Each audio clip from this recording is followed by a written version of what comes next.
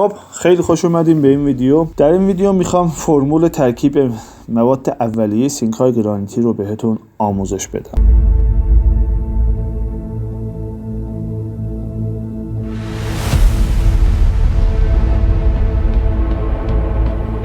خب آقا اول از همه باید مقدار 5 کیلوگرم رزین رو به یک سطل اضافه کنیم که تو این ویدیو هم مشاهده میکنیم.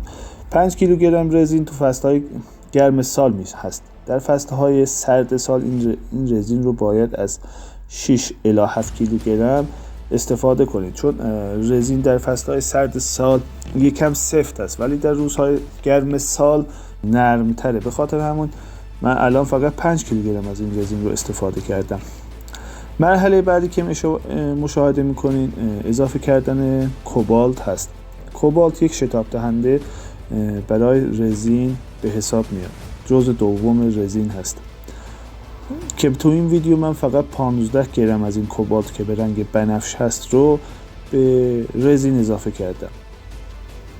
تو روزهای گرم سال رو 15 گرم و در روزهای سرد سال این مقدار باید یکم بیشتر بشه، یعنی در روزهای سرد سال 20 الی 30 گرم رو باید در مد نظرتون باشه. مرحله بعدی اضافه کردن پودرهای کربنات کلسیم به مش 400 است.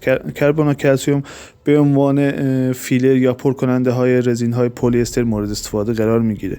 تو این مرحله من فقط 14 کیلوگرم پودر کربنات کلسیم رو به رزین اضافه کردم. رزین های پلی استر کربنات کلسیم به خوبی ترکیب میشه.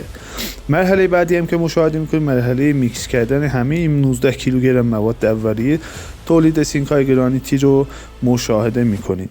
بعد از این مرحله انشالله در ویدیوهای بعدی که اضافه کردن اسید و دگری قالبی هست رو بهتون آموزش خواهم داد.